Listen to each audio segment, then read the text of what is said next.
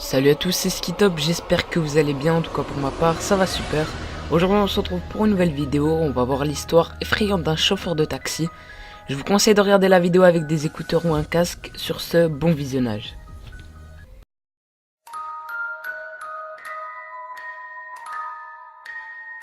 Je m'appelle Mahmoud, j'ai 28 ans, grand chauffeur de taxi, je suis marié. J'ai une fille et un garçon. Ce que je vais vous raconter aujourd'hui m'est arrivé il y a 5 ans dans un petit village. Après l'incident que je vais vous raconter, j'ai passé quelques heures à parler seulement avec les mains suite au grand traumatisme. À présent, je suis encore sous traitement psychologique.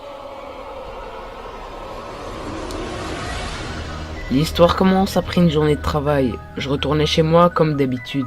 J'étais content à l'idée de retrouver ma famille et l'ambiance familiale était la meilleure après une journée de travail. J'étais en route quand une famille m'a arrêté près d'une gare. Ils m'ont expliqué qu'ils devaient aller obligatoirement dans une ville assez loin de là. Ils me suppliaient de les ramener car il y avait une grosse grève. J'ai vu qu'ils me suppliaient et je me suis dit pourquoi pas leur rendre service. Cette famille semblait être bonne, souriante, propre et bien habillée. On a discuté du prix, puis je les ai fait monter et on a pris la route. Il était environ 9h30 du soir. Je conduisais en parlant avec le père devant et derrière sa femme et ses filles s'amusaient et étaient contentes. On était dans une très bonne ambiance. Un peu plus tard, arrivé dans un village, le monsieur me demanda si je pouvais m'arrêter ici car il devait donner quelque chose à son père qui habitait là.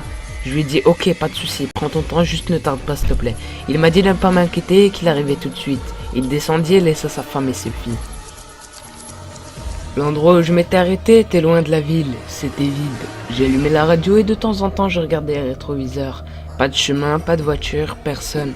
J'ai commencé à avoir peur après avoir entendu un son terrifiant. Les filles derrière étaient devenues très calmes.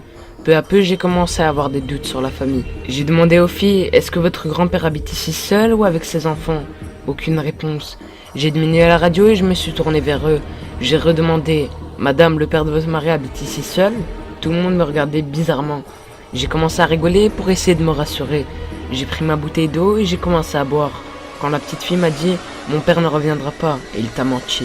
À ce moment-là, mon cœur s'est presque arrêté par peur. Mais ce qui m'a fait le plus peur, c'est que tout le monde était resté silencieux. Je lui ai dit « Pourquoi? Comment ça ?» J'ai commencé à rigoler pour pas montrer ma peur. Quand je me suis retourné, j'ai vu qu'elles avaient toutes changé de place sans sortir. À ce moment-là, je me suis dit comment ont-elles fait sans sortir du taxi et aussi rapidement. Je savais pas quoi faire, m'enfuir, rester à ma place, crier ou rester calme. J'étais garé sur le bas-côté de la route. Il faisait noir et il y avait personne. J'ai commencé à chantonner en attendant le père. Je pouvais pas me retourner. J'ai regardé l'heure, le monsieur était trop en retard. J'ai voulu sortir aller voir quand j'ai eu l'impression que quelqu'un me pinçait dans le dos. En me retournant, la femme m'avait craché dessus et elle commençait à changer d'aspect. Ses cheveux étaient devenus plus longs et elle avait de longues dents. Elle faisait vraiment peur. Elle m'a dit « Dégage, qu'est-ce qui t'amène chez nous? Pars avant que je te tue ici !» À ce moment-là, je suis devenu faible et je voyais très peu. J'avais la gorge sèche et j'avais du mal à respirer. J'ai perdu connaissance. Quand j'ai repris connaissance, j'ai vite ouvert la porte et j'ai vite essayé de les faire sortir. Mais c'était vide. Personne. Je me suis senti faible, je me suis mis à genoux et j'ai commencé à pleurer. Si je reste ici, je vais mourir. Je suis monté durement dans la voiture, j'ai démarré, j'ai commencé à rouler très vite. Je voulais juste quitter cet endroit. Je roulais sans savoir où j'allais.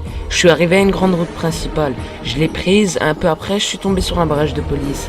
C'était la première fois que j'étais content en voyant la police. Arrivé au barrage, j'aurais raconté mon histoire, puis j'aurais demandé où j'étais. Ils m'ont situé. Ils me parlaient doucement pour me rassurer et me faire oublier ce qui m'est arrivé. Ils m'ont dit de ne pas avoir peur et de rouler doucement. J'ai repris la route en me disant que ce qui m'est arrivé n'était pas réel. J'ai allumé la radio pour essayer d'oublier. Arrivé dans ma ville chez moi, j'ai rencontré le concierge du bâtiment où j'habitais. Il m'a demandé ce qui m'était arrivé en voyant mes affaires sales et déchirées, mais je voulais rien lui dire. Je lui ai dit au revoir et que je lui expliquerai le matin. Je ne pouvais pas rester une minute de plus dehors. Il m'a dit « Qu'est-ce qui t'est arrivé mon ami ?» J'ai eu les larmes aux yeux. Il m'a proposé de lui raconter avec un verre de thé. On s'est assis et j'ai commencé à tout lui raconter. Il était choqué et étonné. J'ai été interrompu par des bruits qui provenaient de dehors. Le concierge m'a demandé de rester ici pendant qu'il allait voir. J'attendais quand soudain en me retournant, j'ai vu la famille passer devant moi en me faisant des signes de la main. J'ai rien senti avant de tomber et de perdre connaissance. Je me suis réveillé à l'hôpital avec ma mère, mon père, ma femme et mes enfants qui pleuraient. Depuis ce jour, je suis malade. Mais grâce au psychologue, ça va de mieux en mieux.